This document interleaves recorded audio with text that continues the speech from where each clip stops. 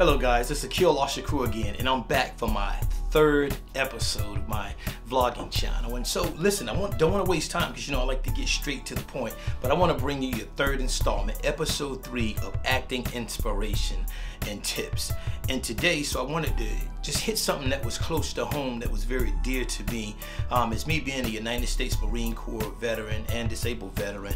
I want to talk to you about something that you may have heard that's alarming, dealing with a lot of veterans and a lot of people in even the private sector now, and or the public sector. And what I'm talking about is PTSD. But I thought that what I would do is to show you on how I deal with things, but I also relate my PTSD to the acting industry. And so today we're going to talk about those 4 points: the P, the T, the S, and the D. You ready? Let's get started.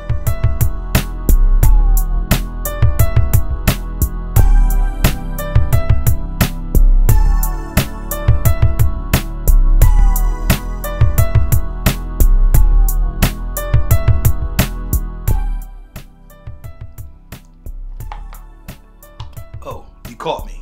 For the first letter, let's talk about the P. Now, I know you say, well, it's probably a little unprofessional for him to be drinking water, but no, that was actually done to prove a point to you.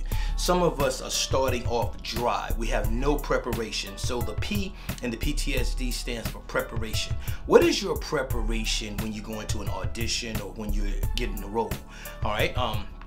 So something with me is that I prepare not just getting the role, not just auditioning, not just breaking down the sides, but what is your physical preparation?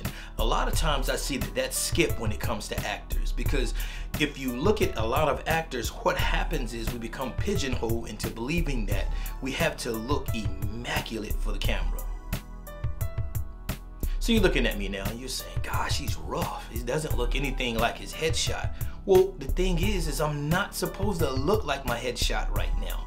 Why? Because I'm preparing for several roles, and this is about the medium, but it's fitting for like my first and second project. So I remember just thinking about the preparation. So what do you put into your preparation? And just know you can't look your best for camera. You can't go in every movie, every role you take, and you're a beauty queen or you the handsome bachelor model. You just can't do it. It just will not work. You're supposed to be playing a 20 or 30-year-old widow that life has just been downtrodden. You've gone through struggles, but yet you look like you're running for Miss USA or Miss Australia or Mrs. whoever. And the same thing for the guys. You look, come on, let's be for real. We all can't have the nice lineup and everything is in place. Maybe you're Beijing, maybe you're not. Everything is cut. Your beard is perfectly lined, and you're supposed to be a homeless guy. It just does not make sense. So you have to prepare.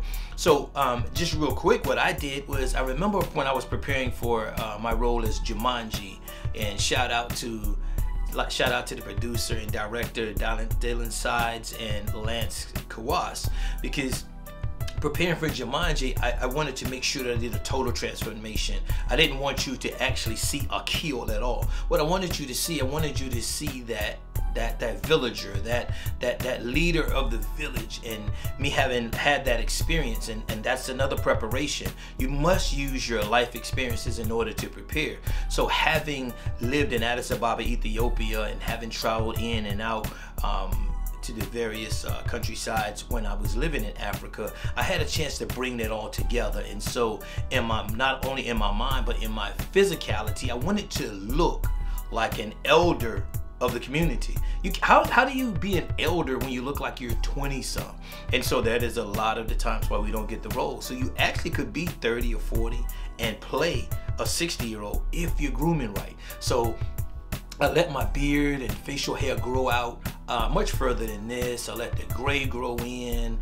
I did some things like comb my hair backwards. I had to brush out all the waves and just to really get prepared. And then I had to take on that word look. I had to take on a face. and the word is weathered. So in preparation, what you want to do is you want to totally prepare. So just remember that when you go on camera and you're accepting the role, this is not the time for you to be the beauty queen or for you to be the GQ model. This is a time for total preparation. Do the background work. This is what it takes. And so a lot of times we're not even building a background for our character. So the preparation starts with actually going out, talking to people that are in that. So let's just say if you're playing a law enforcement officer, everybody believes that law enforcement officers cuss 127 times in a minute. And it's one of the worst things that possible when it comes to playing a professional. So despite what you think about law enforcement officers, how about going to just talk it up with them, understand that what it's like, because when they're in the car or they're riding that patrol car and they have a partner, there's a lot of dialogue that's filled in by each other because they've been working together for so long, so they actually could finish each other's sentences. It's much like a husband and wife because this is where they spend most of their time at. And so when you talk to the law enforcement officer, you understand, yeah, there's a different lifestyle, just like your teammate on a basketball team or football team. There are just certain things. I know when I was playing strong safety, I know that whether I played the middle linebacker position or whether I played like a tray end off the defensive end, I know that the defensive end and I had to talk, and we oftentimes had got into a groove to where we know which one was going in and which one was going to stay and play the pass, or which one was going to protect, or whether we was both crashing. And the same thing with the linebackers. You know, there's a responsibility. So you begin to know that that's what preparation is always about. And then so the last thing that I hit you with in that preparation is to make sure that your total physicality, your mental, and everything, and even there's a financial aspect to that, because you want to invest. You want to invest in your preparation to do it all. All right, so we're gonna wrap that up. Hey, that is your P, preparation.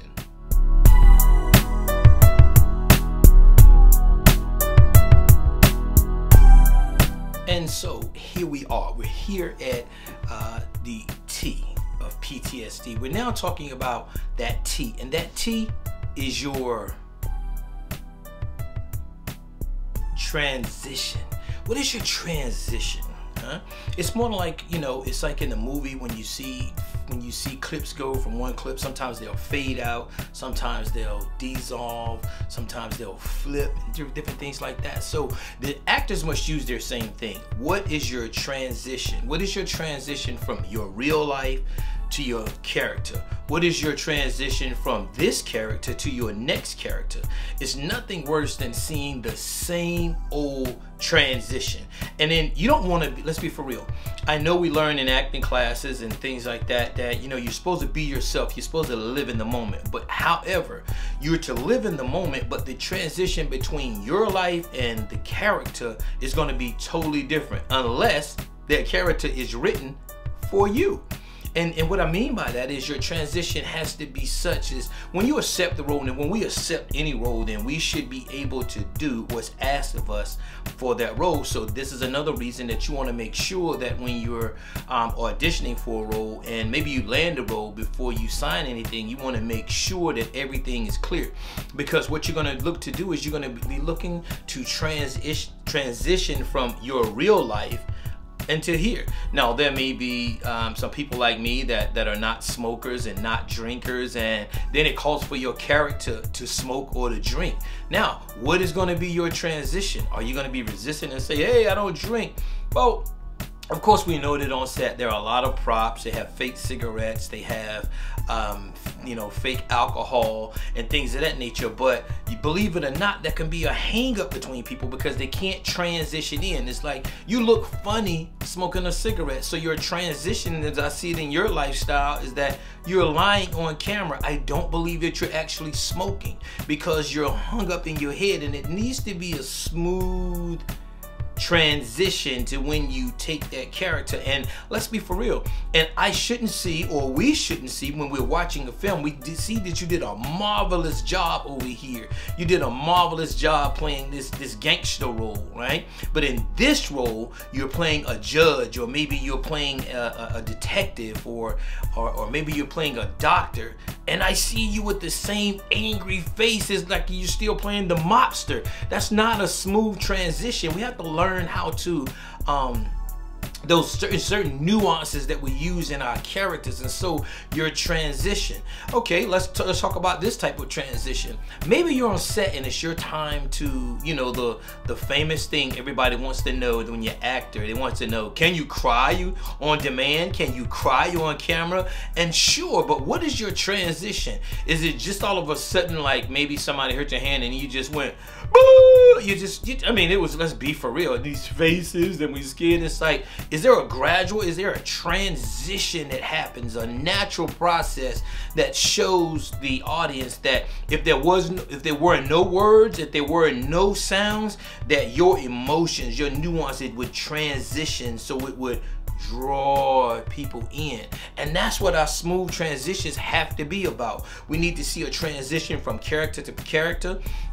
And for some characters, there are various ranges. I played characters that have had many ranges and different personas, or let's say, or psychological effects. And so if you think about some movies that you've seen where people had to play psychotic killers or psycho killers, and they had to be a transition that in the workplace they were this person, they were straight up and down, but then when they got home they were with their family, then they were a family person, but then their dark life happens to transition into this crazed lunatic. And you have to be able to do this at the drop of a dime, but it has to be a smooth transition.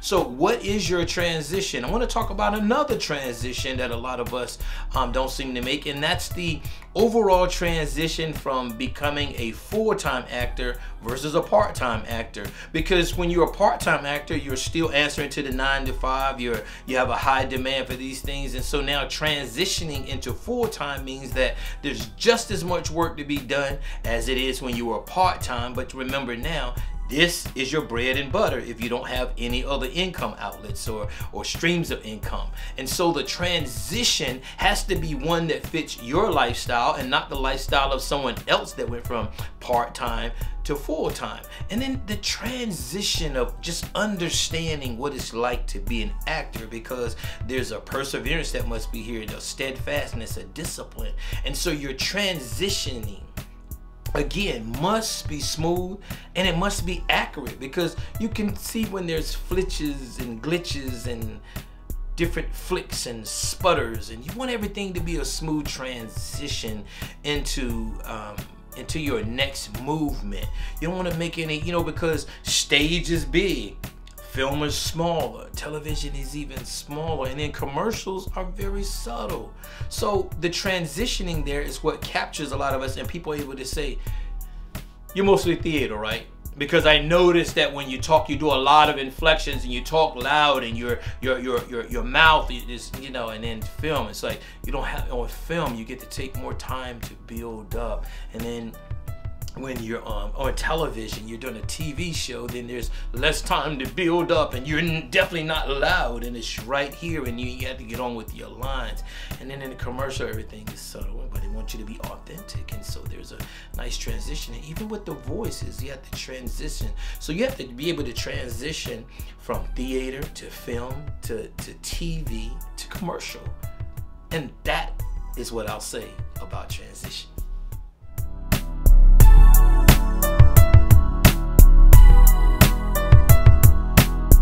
And so we arrive at the point at which most people hate. We hated it when we were in school and we cried about it. But the good book, the Bible, tells us to study to show thyself approved. And so what do you mean? I mean that the S stands for study. Now, I want to give you 3 pieces, and people say, well, why would you give those secrets away? Why? Because they're not mine. I want to help you as an actor. I don't believe you're going to stand in the way of my career, and what's for you is for you, and what's for me is for me. So we have books such as like Sanford Meisner, Study, hey, Utka Hagen, and then one of my favorites, Larry Moss, The Intent to Live, right? And so when I say study, there's a 4th book that you may not know, but the 4th book of study is just life. When you're talking to people, are you looking at how they respond as you're watching me now? Are you seeing that I talk with my hands a lot? So I have to study and see, how does that translate over onto film? It translates well if the character talks with his hands, or maybe I use my hands to communicate, or maybe that's not really sign language, but maybe if I'm using sign language. And so you must study people. So when you're in a conversation with people, see how they respond, you know, because most of the time in real life, and I'll give you some secrets, okay, most of the time when we're talking to people, it's like, when you're talking to people and people are generally telling you a story, they're not looking dead in your eyes. It's just, there are some people that do that, but a natural conversation is generally people will talk to you. Some people have been taught to look directly in your eyes when they talk to you. So they'll talk to you and they'll tell you, you know, yeah, Jake went to the store and the dog went by the pond and the cow went. But most of the times people are telling you a passionate story. They're not looking dead in your eyes. They're looking off and assessing, whether they're looking to the left or to the right. Now I have some training with that to be able to tell whether or not you're lying or not in accessing. But for the purpose of acting, when people are telling you in real life, when people are generally telling you things, they're, you know, they may be looking down and it's like, yeah, and so, you know, I had a dog when I was small and it died when I was 5 or 6, and yeah, you know, and then I moved on and I lived on, you know what I'm saying? And then they come back, you see what I'm saying? And then the person that's listening to the story is not just sitting there listening going, oh, really? What? Is that so? Oh my God, no, not doing that. That's just, I don't know if you call it overacting. I just simply call it bad acting, because that is not what we do in real life. We're just generally sitting there listening to people, and it may be something simple as,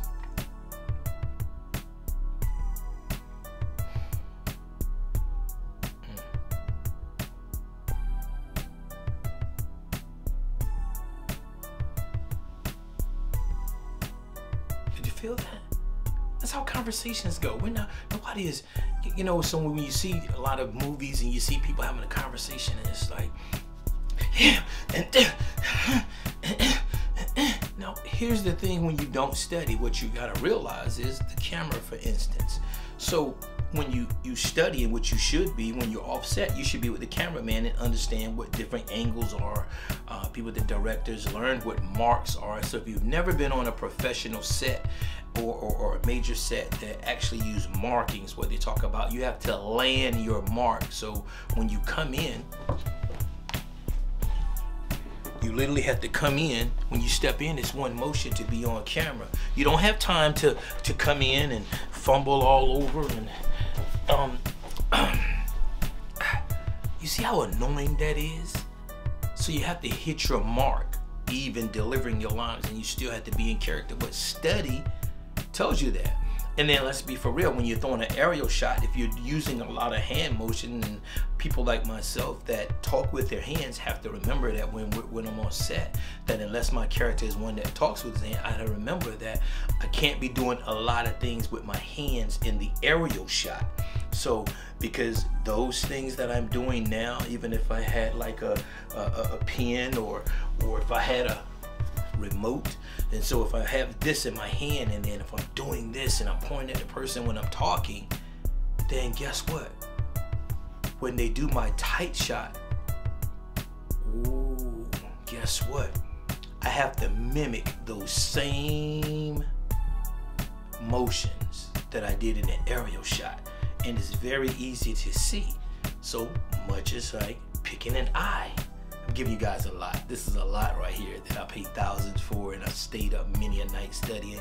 But you have to pick an eye. It's the difference between when you're looking at a person and you're looking here and you're talking to them, and you're saying, and then in your next shot, then it's like you got your head to you're looking here and you're talking to the same person. It's like, it's very annoying. So when you actually get the close-up shot, it's like you're doing like this. You have to choose an eye.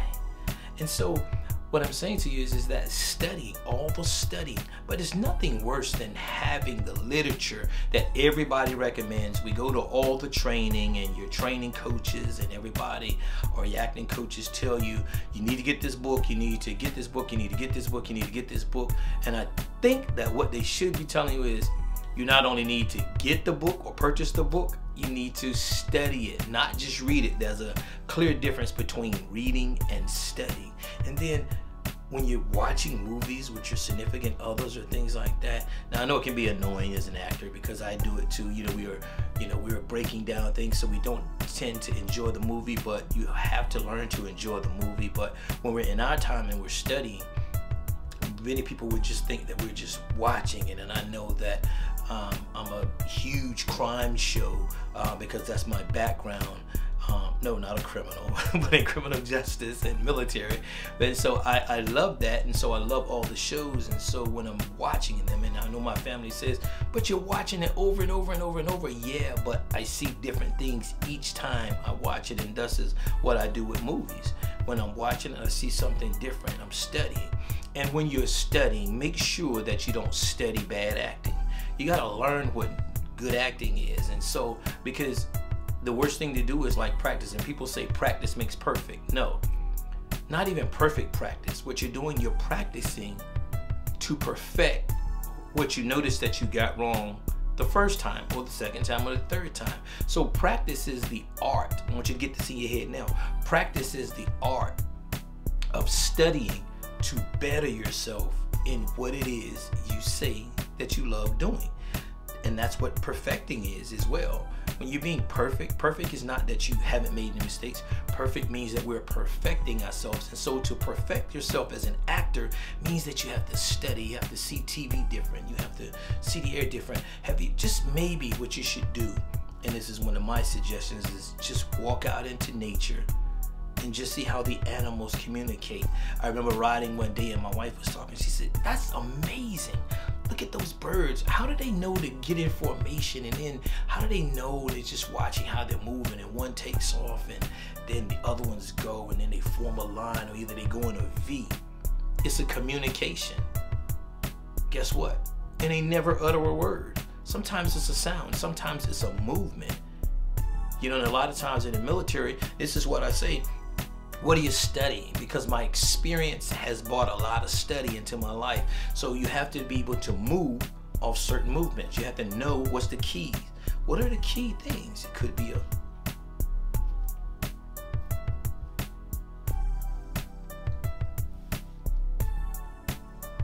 you don't know what those things mean, you could be totally lost, right? So let's just remember to study to show thyself approve of acting. All right. Now we're going to move on to that last point, because that D is going to be even more valuable.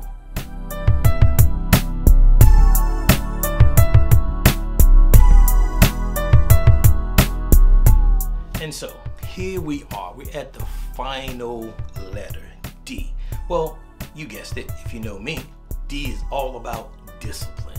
Discipline is probably one of the worst things that could happen in a person's life that they have to deal with.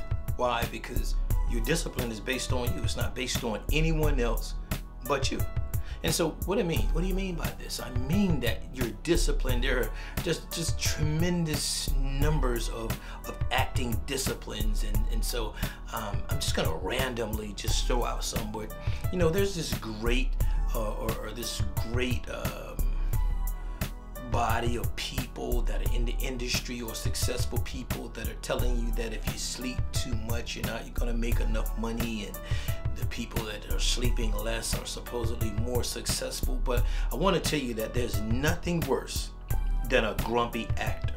That means that an actor that has not had the discipline to know when it's time to study, know when it's time to eat properly, know when it's time to exercise, know when it's time for family time, and know when it's time for just me time, just personal time. So you must have some acting disciplines. And see, just watching TV, as we were talking about before, is not studying. Just being with your family is not being there. So you want to be present, just like you're present on camera. And so your discipline, arrive to set not just early, but get there way ahead of time, because anything can go on. Anything can go on, such as you traveling, there could be an accident on the highway. What is your discipline? Matter of fact, your discipline will also stand out to your directors and your producers, as well as you'll have a tremendous effect on your other cast. Because believe it or not, when I work with people. They know that my disciplines are that I like to have fun, right? But when it's time to work, it's time to work. And let's get into character. I like to get into character in the parking lot or traveling down the highway, so that when we're there, we feel it is so authentic. And so the disciplines are that we stay in character. And so it begins to bug people, or maybe bug your director and producer, when they see their actors are not disciplined, because they don't understand that time is money, money is time. And so that you should be in such a straight line with discipline, because that when we're all disciplined and there's an order, we get to move in an orderly fashion quicker and more proficient versus those that are undisciplined. Now, it's nothing like going into an audition, and we've learned this in several training classes, and we've heard it from the best of them, that when you go into an audition, you leave people alone. You don't talk. Now, I know I've been guilty of it myself. When you see people you haven't seen in a long time, you like to hug and chat and talk it up. But really, realistically, there is a place and a time for that, because people are preparing. And I'll let you in on a little secret. People are trying to disarm you when they're talking to you in auditions. Maybe they're going out for the same goal as you. Maybe they're not. But maybe they have somebody else in line. I know you don't want to believe that, but it's true. We're just going to keep it truthful here. But your discipline should be so that you're actually studying. Now, the one thing I said about being a part-time actor and definitely being a full-time actor is this is your bread and butter. If you don't have any other streams of income, this is your bread and butter. So I posted the other night, I said, well, hey, there was a college championship going on, but I had received like 3 film auditions this past weekend, as well as another agent assistant SAG audition. And so while they were playing the college championship and everybody was tuned in, I was knocking out those self-tapes. I was knocking out those self-tapes, because this is what I also know. I know that with my discipline, I know that there's some other people out there that are not disciplined, and they're gonna wait till that game goes off, which goes off about 11 something at night, and they probably have to have that audition in. They probably waited to the last night of the deadline, and that day before they may have to have it in by 9 a.m. that morning. So they got to wake up, and then their poor discipline, now they're going to wake up, they may be feeling bad, or maybe the person that's supposed to help them film their self-tape is probably not in that good spirit. And it's nothing that ruins a great audition except bad spirit. Yes, a bad spirit would kill your audition. And so what I'm saying is your discipline. You know that you must get proper eating time, proper eat, proper sleep, proper time to yourself, proper family time, and even time for just business. And then there's just quiet time, which people do not discipline themselves to. There must be a point of meditation or quiet time. That is a discipline that we must have. And then too, this D could also mean drive, because guess what? Not everybody is fashioned to have the drive that you have, and they're not disciplined. All right, they're not disciplined to continue to promote their project after the project has been shot, after the project has been released. They're not disciplined to continue on doing the things that they do to make themselves great. They're not building. They're not taking the time. They don't have the discipline to take the money that they're making and then reinvesting it back into their career. They don't have the discipline to not do the things that they've learned versus watching other actors, and then you take on their disciplines or you take on their acting roles. You got to have the discipline to stay in your lane. You got to have the discipline to know when to move and when not to move. And then on camera, you got to have certain disciplines to know that that is not the way that you're supposed to be acting. And so our discipline comes because when we're on set, we're working with a lot of different individuals, and myself, and how we even came to this whole PTSD training is that I have to move certain ways. And so people may not even realize it, but I have to deal in certain ways. And so I'll give you this in the closing of your whole discipline. I remember being on the set of Rampage when we filmed Rampage with Dwayne "The Rock" Johnson, and I remember we doing this large scene, and so we were all embodied. There are a lot of they went out and they asked for professional people, and so they looked through our resumes and see who has had weapons training and all of this. And so here we are here we are out here now, and we're talking there are hundreds, probably even thousands of National Guard and military people dressed up, and we had legit M16. Now, me with my PTSD situations, and I'm able to share that with you now, is that one of the things the directors and the AD and everybody kept coming by, they said, do not take the weapons apart. Keep your fingers off the trigger. That is a discipline that has been taught since the hands of time, especially when you've had weapons training. Your fingers are never on the trigger until you're ready to pull the trigger, okay?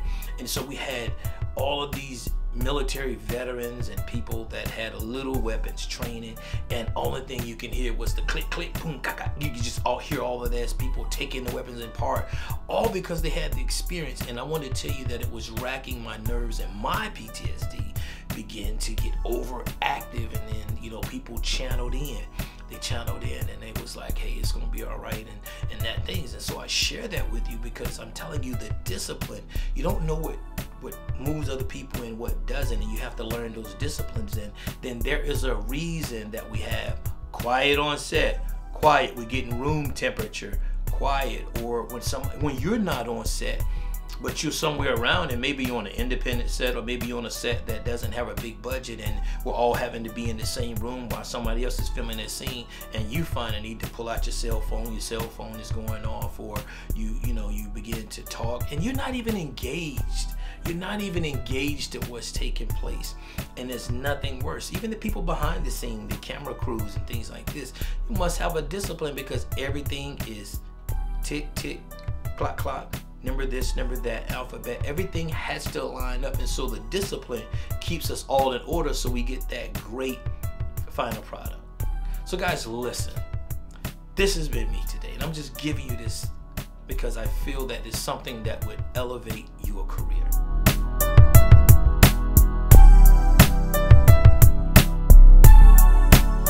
Hey, and so I hope you enjoyed this lesson today of acting with PTSD. P, preparation. T, transition. S, study. And D, discipline.